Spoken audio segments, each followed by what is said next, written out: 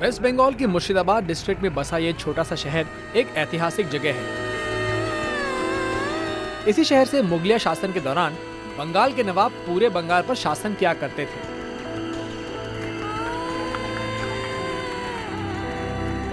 But today, this historical place has become a mere shadow of its former glory. Bhagirathi नदी के तट पर मौजूद ये नवाबी शहर Murshidabad, This also is an emperor city in its own right. लेकिन आप शायद मुझसे ये पूछेंगे कि क्या ये वाकई एक एम्पायर सिटी है, क्योंकि यहाँ पर तो सिर्फ नवाबों का राज था। Of course, this used to be the capital of undivided Bengal, और उससे पहले ये मुगलिया रियासत का ही तो हिस्सा हुआ करता था। And the monuments of this place, they will give testimony to the fact that power and grandeur were no strangers to this land at one time.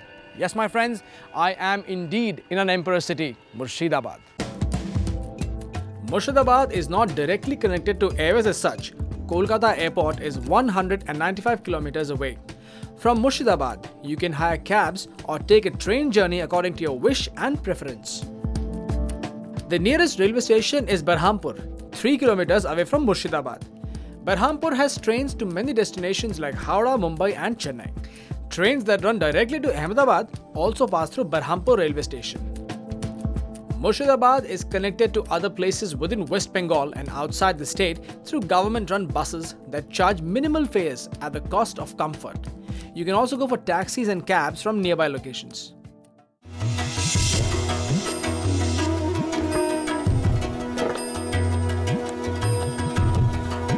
Murshidabad lies on the eastern bank of river Bhagirathi and is situated to the north of Kolkata. The history of this area can be traced as far back as the pre-Mauryan era. But it was during the reign of Akbar that Murshidabad came under the Mughal rule. फिर मुगल शासक औरंगजेब के वक्त 1704 में नवाब मुर्शिद कुली खान को यहाँ भेजा गया और उन्होंने बंगाल की राजधानी को ढाका से यहाँ शिफ्ट किया and renamed the place Murshidabad. Thereafter, a succession of Nawabs ruled Bengal from this place. The prominent among them being Shuja-ud-Daula and Alivardi Khan, during whose rule the glory of this place reached its zenith with numerous constructions and cultural activity. A chat with historian S.M. Raza reveals more facts about the rich past of this place. Doctor साहब, सबसे पहले आप मुझे ये बताइए कि मुर्शिदाबाद की history में शहनशाही किस कदर बसी हुई है? देखिए, मुर्शिदाबाद की जहाँ तक हिस्ट्री का सवाल है, ये तो मुर्शिदाबाद अकबर ने के टाइम में बंगाल मुग़ल हुकूमत में शामिल हो गया जी। उसके बाद फिर ये सिलसिला चलता रहा और इस जो मुर्शिदाबाद आप जो बोल रहे हैं, इसका पहले नाम था मखसूसाबाद और ये एक ट्रेड सेंटर था, तिजारत का सेंटर था। जब तिजारत का सेंटर था तो बंगाल का जो हिस्सा है, बिहार वगैरह सब लेके, वो सब बिहार नहीं था जी हाँ, ग्रेटर बंगाल, उसका ये तिजारती मरकज़ था। अच्छा, एक्चुअली मुर्शिद कुली खान जो साउथ इंडियन थे, अच्छा वो साउथ के रहने वाले साउथ इंडियन थे, वो एक ब्राह्मण, साउथ इंडियन ब्राह्मण थे। अच्छा, तो मैंने बचपन में उनके बाबा माँ सब मर गए थे, तो एक ईरानी था हाजी इस्फहानी, हाँ, तो उसने उनको परचेज़ कर लिया जी। परचेज़ करने के बाद अपने बच्चे के, उसको कोई औलाद नहीं था, परवरिश करना शुरू किया। तो साउथ इंडिया में बिरार हुकूमत एक थी, वहाँ पर मुर्शिद कुली खान को रिकमेंड किया सर्विस के लिए। मुर्शिद कुली खान बहुत ईमानदार, ऑनेस्ट और हिसाब इकोनॉमिक्स में आपके बहुत अच्छे थे। फिर बाद में औरंगज़ेब जब बहुत दिन तक साउथ में था, औरंगज़ेब की लास्ट जो मैंने कि लाइफ है ज़्यादा साउथ में गुजर गई है जी, तो वो साउथ में जब मुकीम था तो उस वक्त उसको रेवेन्यू, एक अच्छा रेवेन्यू ऑफिसर चाहिए था, क्योंकि बंगाल से उसको रेवेन्यू अच्छा नहीं मिलता था, तो अच्छा रेवेन्यू ऑफिसर चाहिए। तो उस वक्त उसने क्या किया कि उसको मैंने कि मुर्शिद कुली खान को जब रिकमेंड किया हाजी सफ़ी ने, तो उसने उनको ले लिया। तो एक्चुअली उनका उस वक्त नाम मुर्शिद कुली खान नहीं था, उस वक्त उनका था मोहम्मद हादी करतलाब खान। ये करतलाब खान मोहम्मद हादी वो आए बंगाल उस वक्त बंगाल की दारुल-ए-सल्तनत था, कैपिटल था ढाका। ओह, जब ढाका में ये मुकीम जो है वहाँ पर फिनांस को कंट्रोल करने लगे, रफ्ता जब कंट्रोल ज़्यादा किया तो अब गवर्नर को थोड़ा नागवार गुजरता था कि मेरा जो जितना अलाउंस हमको मिलना चाहिए, जितना लेते थे उतना नहीं दे रहे, कट कर रहा है। ये बोलते थे कि हम वही काम करेंगे जो एम्परर का ऑर्डर होगा, एम्परर आपको जितना सैंक्शन किया उतना भरा अमाउंट आपको देंगे। अच्छा। और फिर ये रेवेन्यू लेके साउथ में गए, औरंगज़ेब के पास गए। उस वक्त उन्होंने तमाम हालत पेश की, पैसा भी दिया, कहा कि देखिए ये कंडीशन है, वहाँ का जो गवर्नर है मेरे साथ अच्छा सलूक नहीं कर रहा है। तो औरंगज़ेब ने एक लंबा ख़त लिखा उसको वार्निंग देते हुए, और उस वक्त उनको मुर्शिद कुली का लक़ब दिया। अच्छा। तो पहले थे मोहम्मद हादी करतारगढ़ खान, अब मुर्शिद कुली उनका टाइटल मिला, औरंगज़ेब ने दिया। तो इन्होंने देखा कि ढाका में रहने से थोड़ा सा गड़बड़ हो रहा है, एडमिनिस्ट्रेशन के साथ फ्रिक्शन हो रहा है। तो उन्होंने कहा कि औरंगज़ेब से कहा कि हम मखसूसाबाद अपना रेवेन्यू कैपिटल लेके चले जाते हैं। तो उसने कहा कि ठीक है तुम जाओ, वो यहाँ चले आए। उन्होंने फिर क्या किया कि औरंगज़ेब को लिखा कि इस जगह का जो मखसूसाबाद नाम है इसका नाम हम मुर्शिदाबाद रखना चाहते हैं।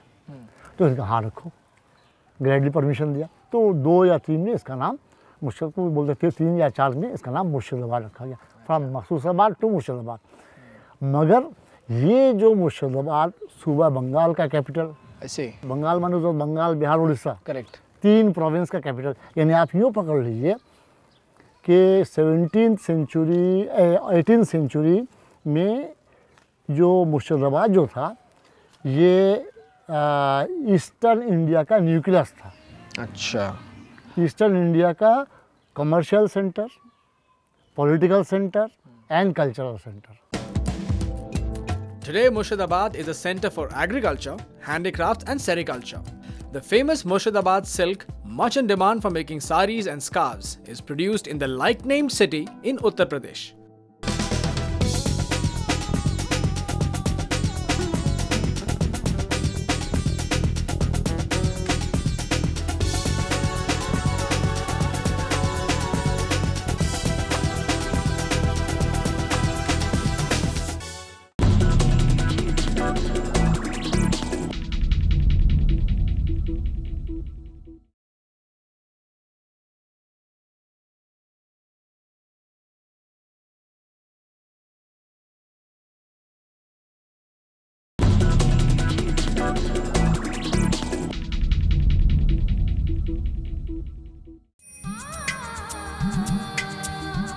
Murshidabad was ruled by 3 successive Muslim dynasties, the Nasiri, Afshar and Najafi.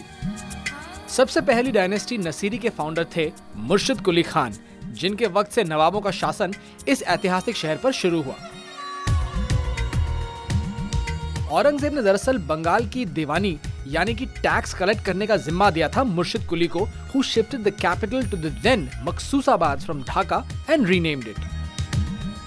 ये कहा जाता है कि it was Aurangzeb who gave the title of Nawab of Bengal to Murshid Quli as he was impressed with the latter's grit, determination and valor. उस दौर की कई निशानियां आज भी मुर्शिदाबाद में मौजूद मिलेंगी, telling tales of the bygone era. जैसे कि ये जहां कोशा तोप जो उस वक्त से यहां मौजूद है जब से मुर्शिदाबाद बंगाल की राजधानी बना।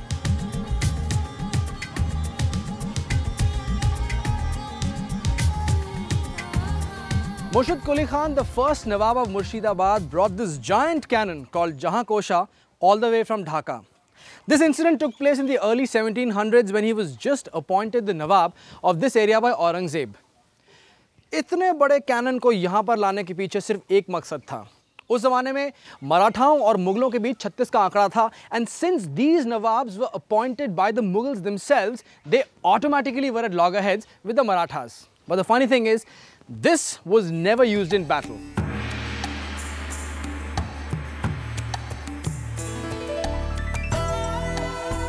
The fact that this cannon was never used in battle would seem funny when you come to know that Jahan Kosha literally means destroyer of the world.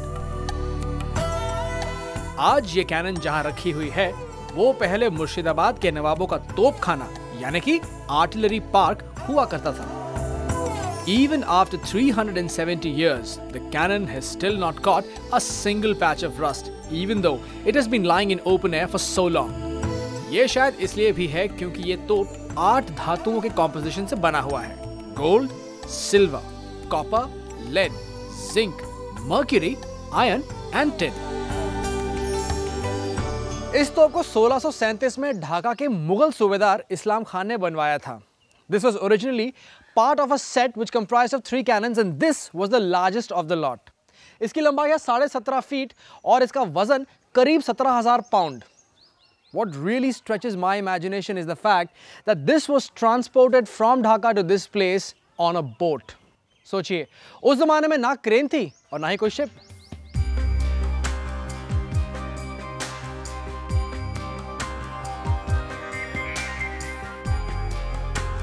जब हम मुर्शिद कुली खान की बात कर रहे हैं तो मुर्शिदाबाद के मैग्निफिसेंट कटरा मस्जिद का जिक्र किए बिना नहीं रह सकते। इस मस्जिद को दरअसल उन्होंने ही बनवाया था और बाद में ये उनकी आखिरी आरामगाह भी बनी।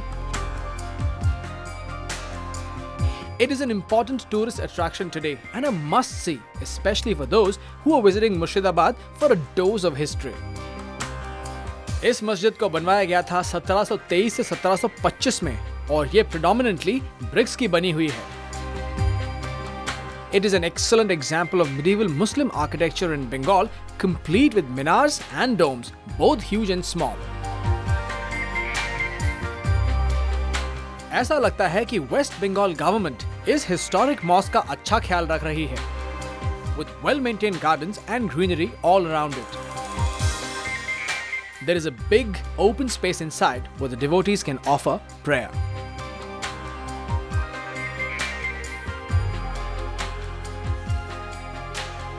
नवाब मुर्शिद कुली खान ने इस मस्जिद को इस कदर बड़ा बनाया था that not only could it house 2,000 men performing the namaz all at once, but it also contained a lovely marketplace which was also called Katra, and that is probably where the name Katra Masjid is derived from. जिस ज़माने में इस मस्जिद की तामीर की गई थी उस ज़माने में this was extremely famous as a learning center. In fact, all these enclosures that you see around me used to be the residence of the teachers as well as the students. And I don't know about you, but if I had a school that was as beautiful as this one, I would never miss a single day.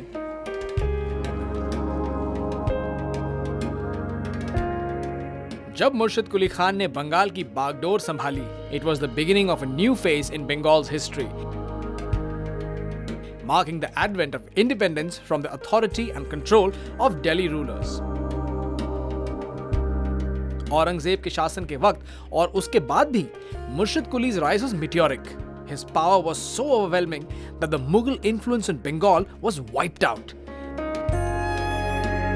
लेकिन मुर्शिद कुली ने कभी भी formally Mughal शासकों से अपना रिश्ता नहीं तोड़ा और उन्हें सालाना नजराना भी भेजा करते थे। This trend continued even with the later Nawabs. Bengal के जो भी सूबादार थे, नवाब थे, they were never independent. They were appointed by Mughal emperor. As a ruler, Murshid Kuli laid the foundation of a well-run and economically viable state by resolving the matters of the state with an iron fist.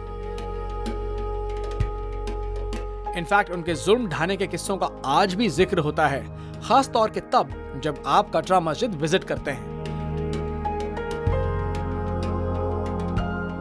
इस मस्जिद की तामीर की भी अपनी एक अनोखी कहानी है।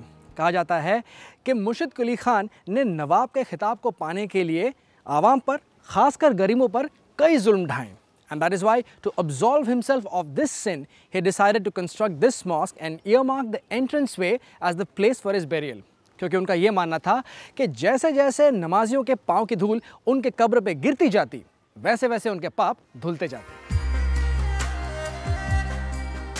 मुर्शिद कुली खान की सोच तो अच्छी थी, लेकिन नमाजियों के पैरों की धूल पिछले कई सालों से उनकी कब्र को नसीब नहीं हुई, क्योंकि सरकार यहां अब जुमे की नमाज भी अदा करने की परमिशन नहीं देती, mainly because of communal tensions. लेकिन हाँ, सैलानी यहां बड़ी तादाद में घूमने जरूर आते हैं।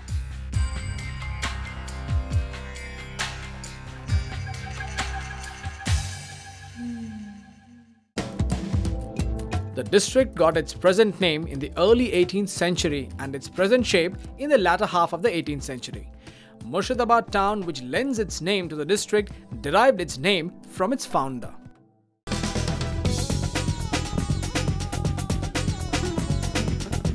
क्या आप ये कहेंगे कि ये मिलिटरीली स्ट्रांग नहीं थे? नहीं, मिलिटरी स्ट्रांग थे। मराठा तो जंग करने नहीं आते थे, वो किसी तरह से घुस गए, लूट मार के लेके भाग गए।